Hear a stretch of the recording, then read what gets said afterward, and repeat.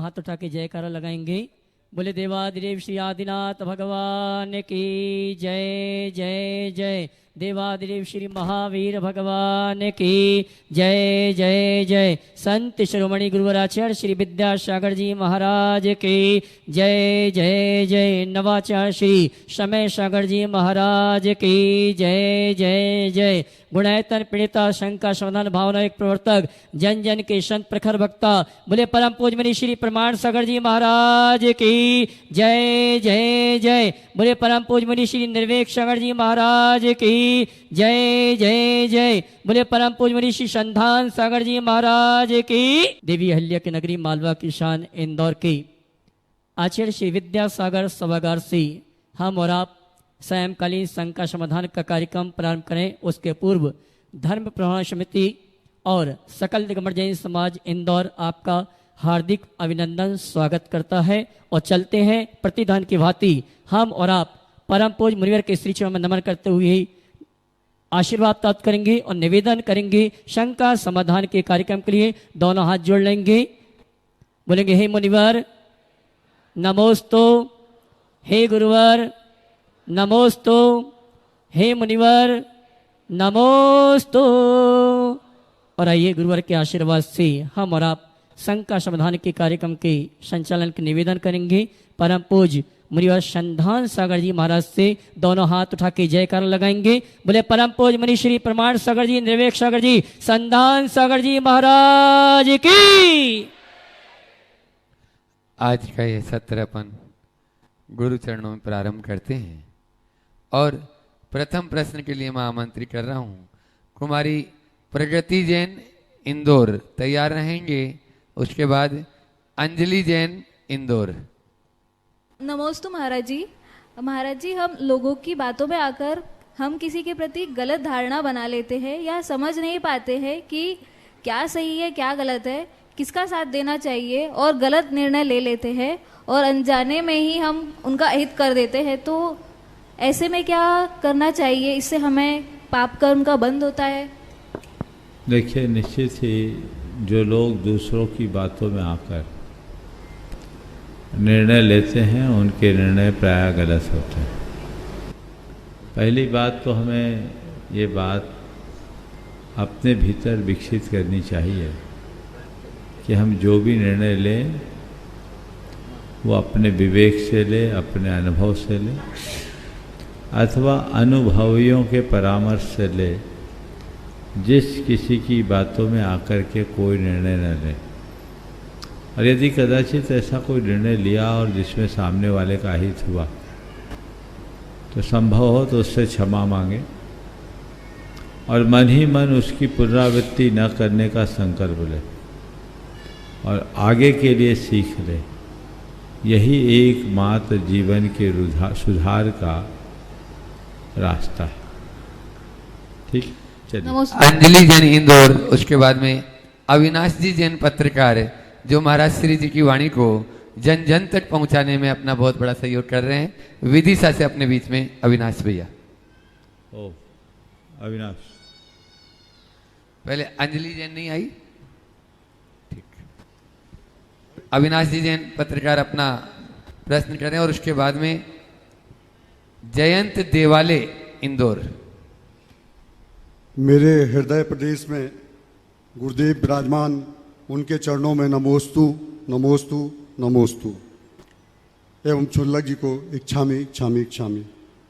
गुरुवर, भारतीय विद्यावाणी परिवार पूरे भारत में लगभग 50,000 सदस्य के साथ में मौजूद है और सभी प्रतिदिन के प्रवचन को पढ़ते हैं, लाइक करते हैं और आपको नमोस्तु भी करते हैं। गुरुदेव, मेरा प्रश्न भी इसी से जुड़ा हुआ है कि उनकी नमोस्तु मैं आप तक कभी पहुंचा भी पाता हूं, कभी नहीं भी पहुंचा पाता हूं, तो आप एक बार उनको सबको ही आशीर्वाद दे दीजिएगा।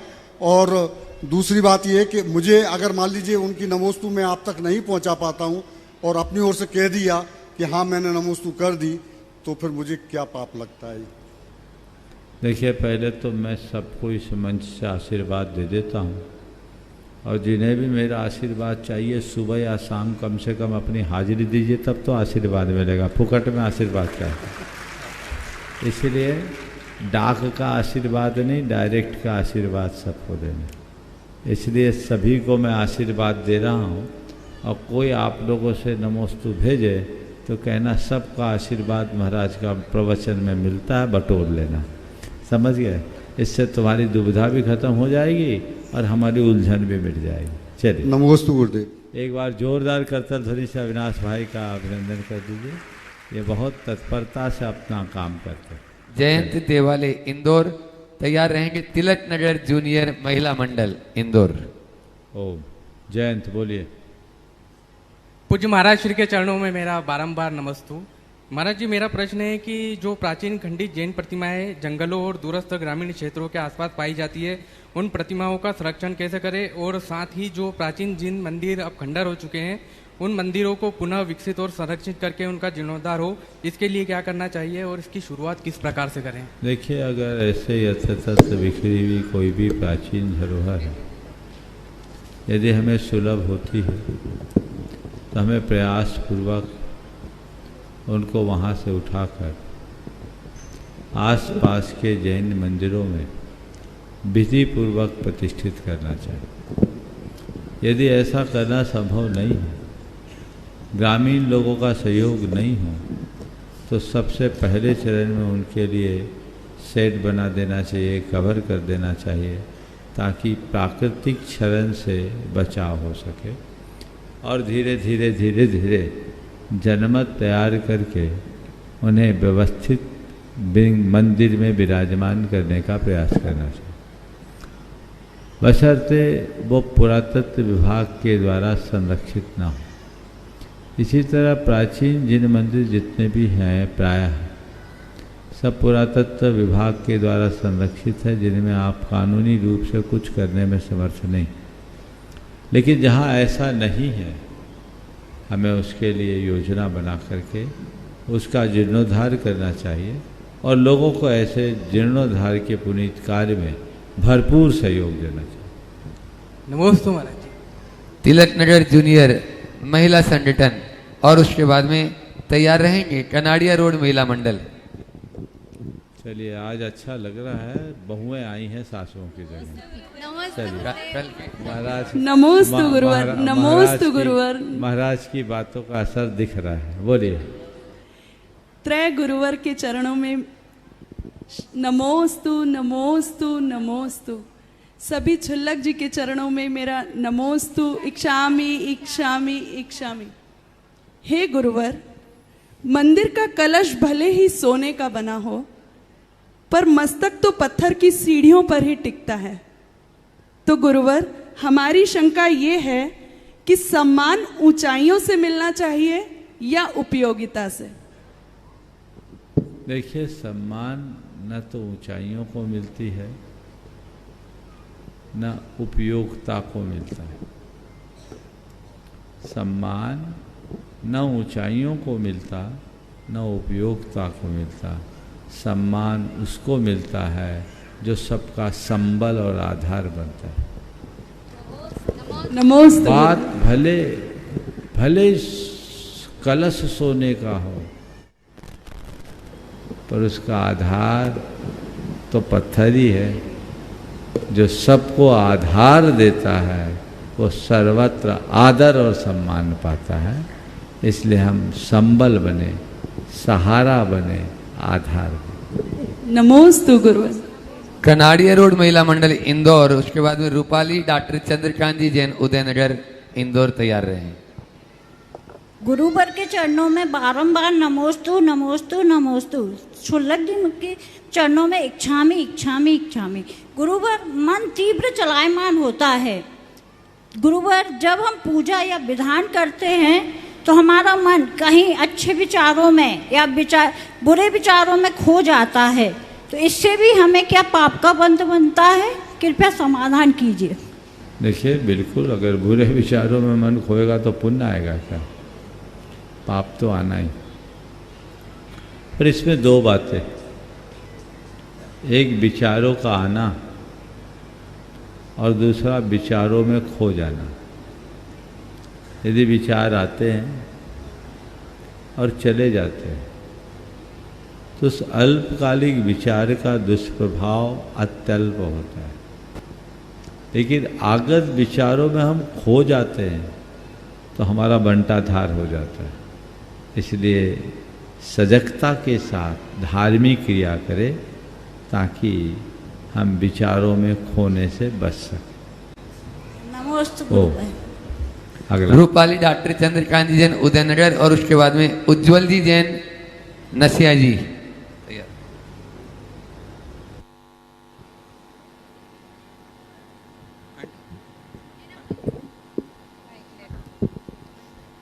महाराज श्री के चरणों में बारंबार नमोस्तु। उदयनगर महिला मंडल की तरफ से भी बारंबार नमोस्तु नमोस्तु नमोस्तु।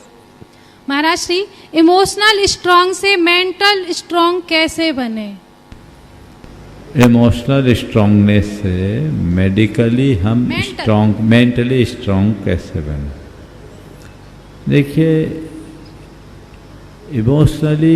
इमोशंस होना अच्छा है, लेकिन इमोशंस का वेग होना बहुत अच्छी बात नहीं है।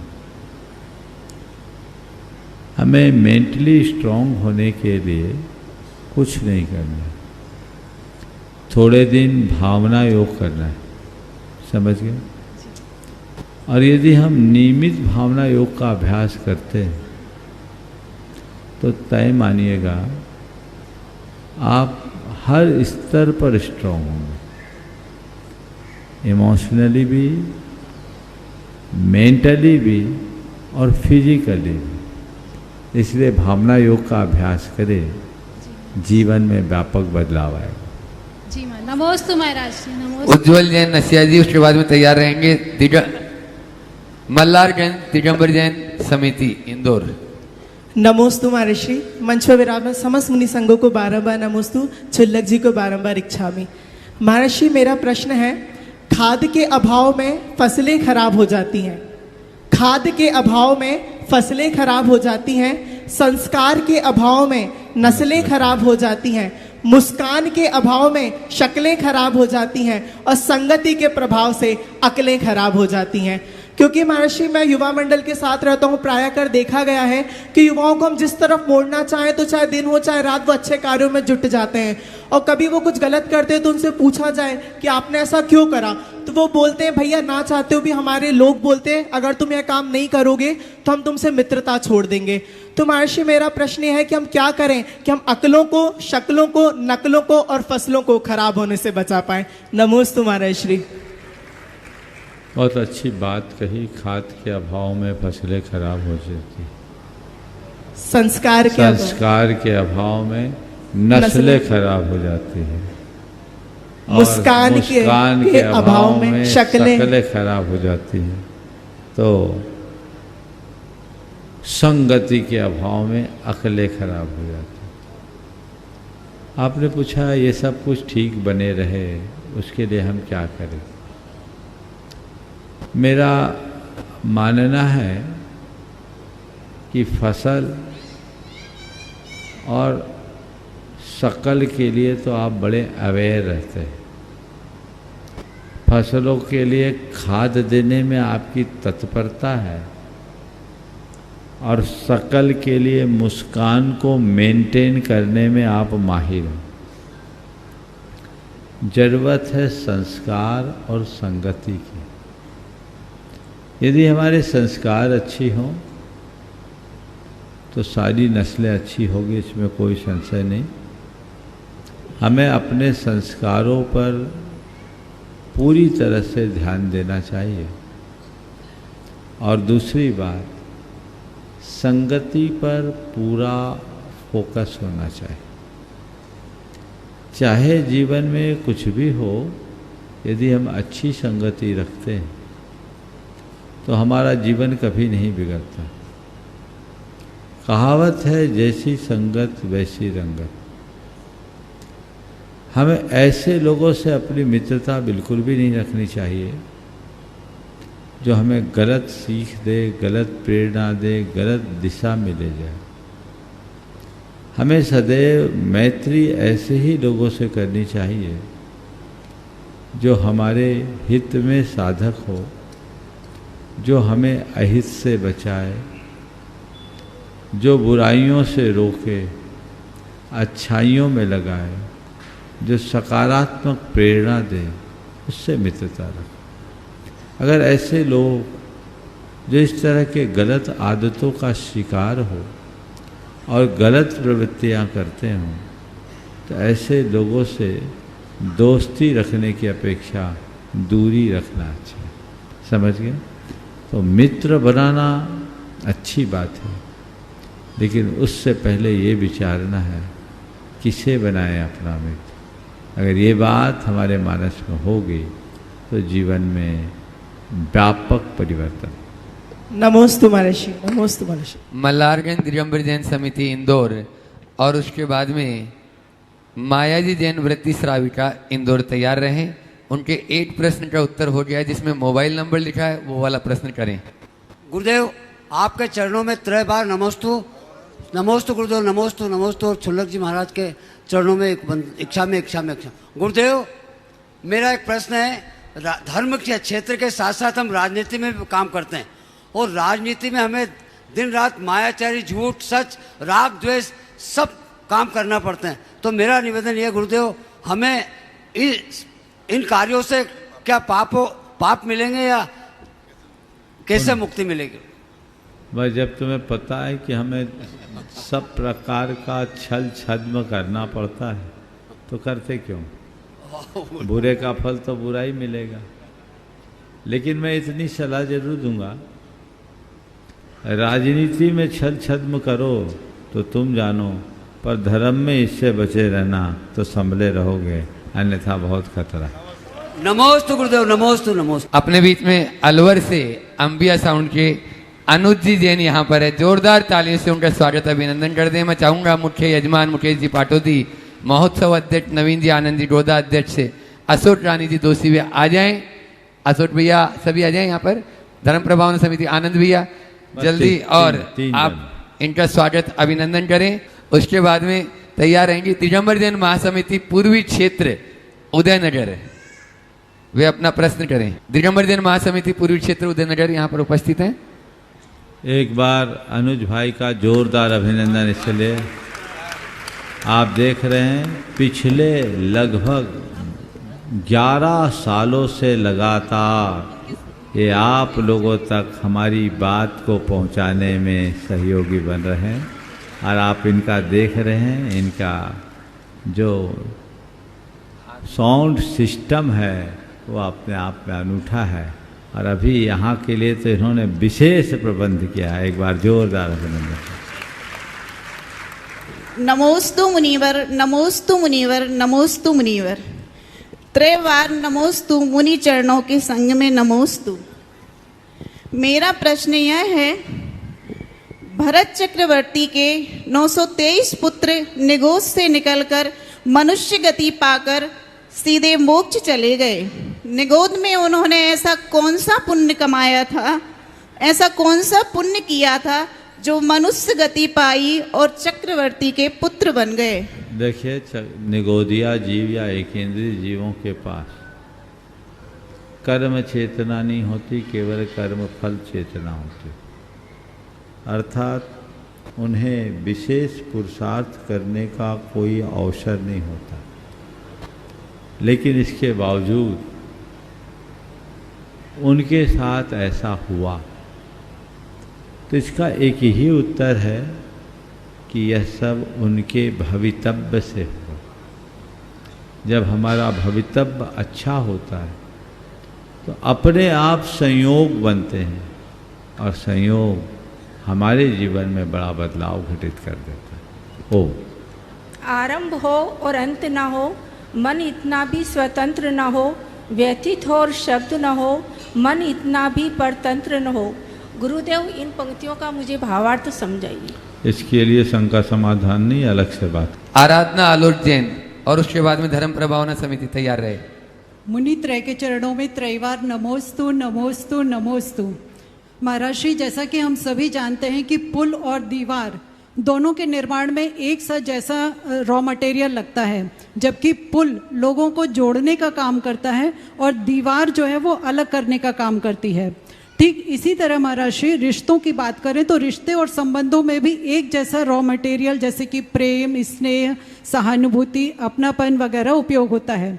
लेकिन आज देखा जा रहा है कि इंसान इन चीज़ों से, संबंधों में पुल का निर्माण करने के बजाय इन चीज़ों से दीवार खड़ी कर रहा है। तो महर्षि प्रश्न यह है कि इन खूबसूरत रिश्तों में आदमी आज दोहरा चरित्र क्यों जी रहा है? आज क्यों इंसान पुल बनाने के बजाय दीवार खड़ी कर रहा है? नमोस्तु महाराज जी। देखिए, बहुत अच्छी बात आपने की है कि लोग आज पुल की जगह दीवार खड़ी करने में ज़्यादा रुचि रख रहे। मेरा मानना है कि आज पुल की जगह दीवार क्यों बन रहे हैं, इसे समझने के लिए पहले ये देखिए कि पुल कहाँ बनता है और दीवार कहाँ बनाई जाती है। पुल कहाँ बनता है? पुल वहीं बनता है जहाँ पानी का प्रवाह हो, जहाँ तरलता हो। समझ गए?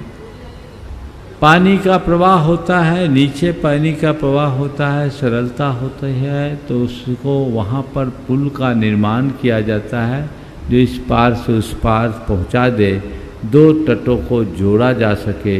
यदि हमारे हृदय में संवेदनाओं का प्रवाह हो तो हम दोनों किनारों को बहुत आसानी से तो जोड़ सकते हैं। लेकिन दीवार कहाँ बनाई जाती है? दीवार केवल वहीं बनाई जाती है जहाँ विभाजन करना होता है। तो जिसका जन्म ही विभाजन के लिए हुआ है, वो जोड़ने का काम भला करेगा कैसे? मन में दीवार पहले उठती है, बाहर की दीवार बाद में उठती है।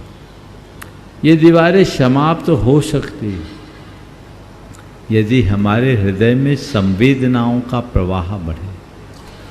आज के बढ़ते हुए उपभोक्तावादी दौर में यदि सबसे ज़्यादा कुछ प्रभावित हुआ है तो हमारे अंदर की संवेदना, क्षीण होती हुई संवेदना ने हमारी सोच को संकीर्ण और चित्त को अत्यंत अनुदार बना दिया है, जिसका परिणाम आपस में दुराव, भटकाव, बिखराव, वैमनस्य जैसे दुर्भाव प्रकट हो रहे हैं। हमें इनसे बचना चाहिए। नमोस्तु महाराज जी, नमोस्तु। धर्म प्रभावना कार्यालय समिति, उसमें अनिल जी रावत, अनिल जी बाजल, अशोक जी बाजल हैं, पवन जी राजावत, इन लोगों के लिए जोरदार ताली बजा दीजिए। एक प्रश्न करेंगे, आनंद भी अभी साथ में है। गुरुदेव के चरणों में बारंबार नमोस्तु, छुलक जी के चरणों में इच्छामी। गुरुदेव, ईर्ष्या की दाह और सांसारिक वस्तुओं की चाह में आज के बच्चों का बचपन, युवाओं की जवानी और बुजुर्गों का चैन खोता जा रहा है। प्रतिस्पर्धा के इस युग की मृगमारीचिका में सभी दौड़े चले जा रहे हैं, तो गुरुदेव इनसे कैसे बचें, कृपया मार्गदर्शन करें। देखिए, दाह और चाह में आह है, चाहे वो ईर्ष्या की दाह हो या हमारे मन में भौतिकता की चाह, ये दोनों दाह देने वाली। इन सब से बचने का एक ही रास्ता है कि हम आध्यात्मिकता की राह पकड़ें। यदि मनुष्य के हृदय में अध्यात्म का प्रकाश प्रकट हो जाता है तो ये सारी दुर्बलताएं बड़ी आसानी से दूर हो सकती हैं। अपने जीवन में ऐसी आध्यात्मिकता को उद्घाटित करने की आवश्यकता और अपेक्षा है। हम उसमें निरंतरता लाने की कोशिश करें। ईर्ष्या से बचने के लिए हर व्यक्ति के अंदर एक ऐसी दृष्टि हो जिसमें वो सबको अपने समान गिन सके। ईर्ष्या कब होती है? जब हम किसी को अपने से बढ़ता देखते हैं और खुद को छोटा महसूस करने लगते हैं। जब हमें दिखने लगेगा कि न कोई बड़ा है न छोटा, तो फिर ईर्ष्या पनपेगी कहाँ? जी गुरुदेव। अगर अपने मन को ईर्ष्या से मुक्त बनाना चाहते हैं तो आध्यात्मिकता को जगाएं। दूसरी बात, गुणानुरागी दृष्टि रखें, लोगों के गुणों को ग्रहण करने की आदत करें। यदि हम गुणग्राही दृष्टिकोण विकसित कर लेते हैं तो हमारे हृदय में प्रमोद भाव बढ़ेगा, ईर्ष्या भाव नहीं। तीसरी बात, सोच को सकारात्मक रखें। यदि सोच सकारात्मक होगी तो ईर्ष्या का भाव कभी भी प्रकट नहीं होगा। नकारात्मकता से हमारी सोच विकृत होती है और इस प्रकार की दुर्बलताएं उत्पन्न होने लगती हैं। और चौथी बात, सदैव अपनी लाइन को लंबी करने में लगे, दूसरों की तरफ देखना बंद कर दें, कभी भी ईर्ष्या नहीं। नमोस्तु गुरुदेव, नमोस्तु गुरुदेव, नमोस्तु गुरुदेव। अनिल जी सोनी इंदौर, और साथ में रहेंगे स्वागता अध्यक्ष सुनील जी बिलाला, उनके साथ सुनील जी का। और इसके बाद में तैयार रहेंगे श्री अभय भैया जी, तैयार रहें। अशोक भाई, हाँ। नमोस्तु गुरुदेव। चतुर्मास में पहली बार यजमान पद श्रावक पर विराजमान हुए हैं। इस यजमान शब्द का मतलब क्या है और यह शब्द के पद पर आने से श्रावक को क्या लाभ होता है, और यजमान और जजमान में क्या डिफरेंस है? बहुत अच्छा। देखिए, इस बार कलश स्थापना के साथ चातुर्मास के प्रमुख यजमान के रूप में एक परिवार का चयन हुआ और ये सौभाग्य पाटौदी परिवार को मिला। यजमान शब्द क्या है? याजन, यजन, पूजन और धार्मिक महोत्सव को कहते हैं यज्ञ। यजन, पूजन, अन्य धार्मिक महोत्सव, उसका जो मुख्य कर्ता होता है उसको बोलते हैं यजमान। और इसी का ही अपभ्रष्ट रूप है जजमान। यजमान कहो, जजमान कहो। तो चातुर्मास एक बहुत बड़ा धार्मिक महोत्सव है। इस महोत्सव को संपन्न कराने में जिसकी मुख्य भागीदारी है उसको मुख्य जजमान बनाने की बात कर दी गई। और ये सौभाग्य इस बार पाटौदी परिवार को मिला है। मुझे लगता है अगली बार से लोगों की होड़ लगेगी कि हमको भी अब मुख्य यजमान बनना है। अभी तक लोग कलश के लिए होड़ लगाते थे, अब मुख्य यजमान के लिए लोग होड़ लगाएंगे। कलश एक प्रतीकात्मक आधार है जो रखा जाता है, तो हमने सोचा एक कलश से काम चल सकता है तो अनेक कलश क्यों चलाएं। लेकिन चातुर्मास है, चातुर्मास में बहुत सारे धार्मिक आयोजन होते हैं, लोग आते हैं, उनकी व्यवस्थाएं होती है, तो उसमें व्यय होता है। तो उस व्यय भार को उठाने के लिए कुछ न कुछ तो व्यवस्था होनी चाहिए। तो एक मुख्य यजमान हो गए और 9 रत्न हो गए, आपका काम बन गया और काम आगे बढ़ रहा है। ऐसे मौके जब भी आए छोड़ना नहीं चाहिए, कोशिश करनी चाहिए कि हम ऐसे अवसर का जितना लाभ उठा सके उठाए। दूसरी बात मैं आप सबसे कहूँगा, करने वालों ने बढ़ चढ़कर अपनी भागीदारी दे दी, लेकिन आप लोग कंजूसी मत रखना। आपको भी चाहिए कि अगर अवसर आया है कुछ लूटने का तो हम उसमें पीछे न रहें। अपनी अपनी शक्ति और परिस्थिति के अनुसार सबको, भले समिति आपसे न मांगे, लेकिन आपको खुद से कि ये इतना बड़ा महोत्सव हो रहा है, मैं सुबह दोपहर शाम 3 बार लाभ ले रहा हूँ, पूरे देश भर के लोग और दुनिया भर के लोग आकर लाभ ले रहे हैं, मैं आज पुण्य के योग से समर्थ हूँ, तो मेरा ये कंट्रीब्यूशन तो होना ही चाहिए भैया, ये मेरा कंट्रीब्यूशन ले लो। ये उदारता आपके अंदर होनी चाहिए, कृपणता नहीं होना चाहिए, क्योंकि जितनी उदारता आप अपनाएंगे उतनी ही समृद्धि पाएंगे, जीवन को आगे बढ़ा पाएंगे। महाराज जी 9 रत्न कौन होते हैं? अरे नौ रत्न तो रत्न का अर्थ था श्रेष्ठ, अब सबकी व्याख्या मत कराओ, तुम लोग बन गए कौन नौ रत्न, नौ खड़े हो जाओ बोलना ये नौ रत्न। अपने बीच में जो अपना रतन लगाते वो समाज में रतन बन पाते हैं। अपने बीच में इस देश के भामाशाह अशोक जी पाटनी की श्रीमती जी यहाँ पर उपस्थित हैं। आप लोग जोरदार तालियों से उनका सम्मान करें। सुशीला जी पाटनी व्रती श्राविका हैं और अभी वो खुद भी बता रही हैं। विद्यासागर.गुरु के जो सौरभ भाई है उनका भी मैसेज आया कि 15 अगस्त को सोने की चिड़िया एवं लुटेरे अंग्रेज एक पुस्तक है जो आचार्य श्री जी को बहुत प्रिय पुस्तक थी। किस प्रकार से हमारे देश को गरीब बनाया गया है, ये सब कुछ उसमें सांगोपांग दिया गया है। आप लोग उसे जरूर पढ़ें, ऑनलाइन उपलब्ध है और उसका एग्जाम भी ऑनलाइन ही होगा, वह आप जरूर उसमें शामिल हो। पूरी जानकारी विद्यासागर.गुरु पर आपको मिलेगी। सुशीला जी पाटनी भी उसके विषय में बता रही और प्रश्न भी पूछ रही हैं। महाराज श्री जी, तीनों महाराजों के चरणों में नमोस्तु। छोलक जी इच्छा में महाराज श्री जी, ये जो किताब है आचार्य श्री जी को बहुत पसंद आई थी, आपको ही पता है, और ये अपने देश के लिए ही है, सोने की चिड़िया लुटेरे अंग्रेज। तो आचार्य श्री के सानिध्य में पहले भी इसके परीक्षा हो चुकी है और बहुत लोग, भाई लोग, बच्चे सब पढ़े थे और एग्ज़ाम दिए थे बहुत सारों ने। लेकिन अभी 15 अगस्त को इसका पेपर है तो ऑनलाइन ही हमारा श्री, तो इसके बारे में आप सबको बता दीजिए कि बच्चे, लड़के, लड़कियां सब इसको पढ़े कि देश में अपने पहले क्या हुआ था, इस सारे देश के अंदर लिखे हुए। नमोस्त महाराज श्री। देखिए, सोने की चिड़िया और लुटेरे अंग्रेज अपने आप में भारत के इतिहास को सही तरीके से रेखांकित करने वाली अद्भुत कृति है।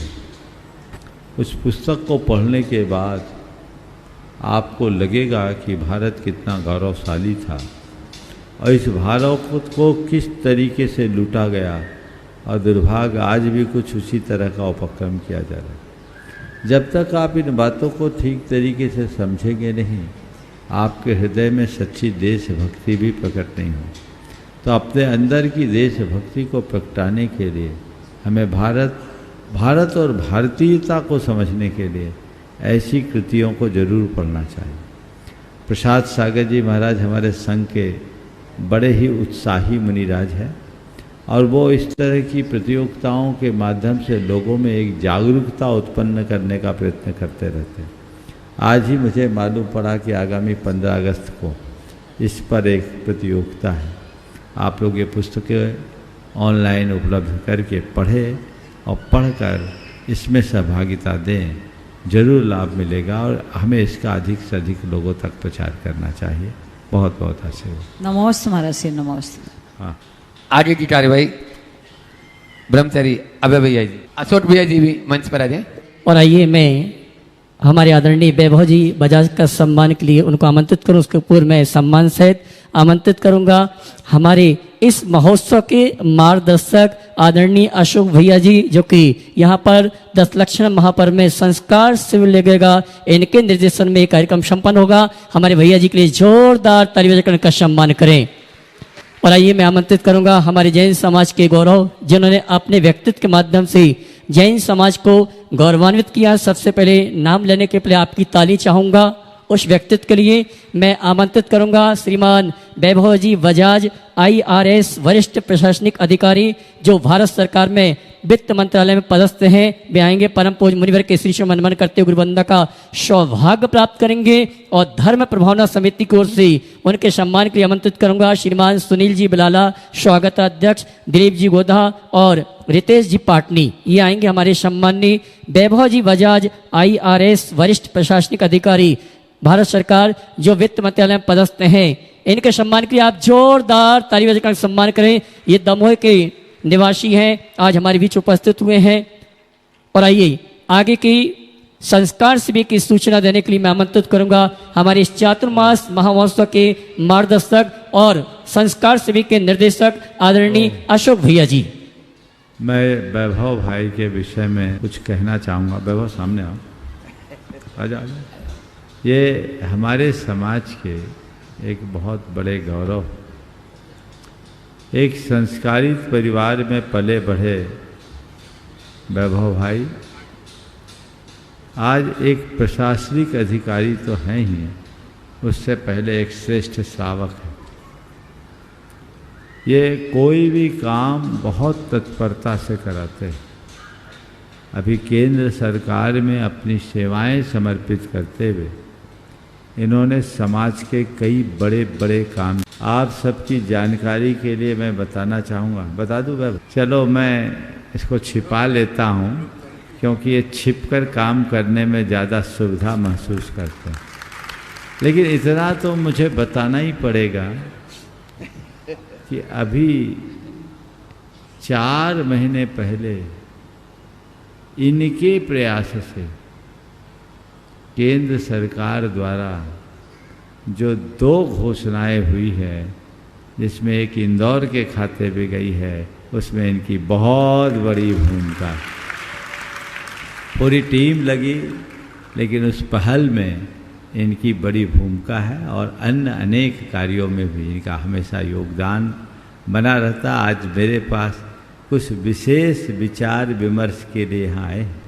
हमें ऐसे लोगों को उत्साहित करना चाहिए, सम्मानित करना चाहिए और उनकी क्षमताओं का दोहन करते हुए समाज हित में नियोजित करना चाहिए। एक बार जोरदार अभिनंदन करते। कोई सवाल? कुछ बोल, माइक दो।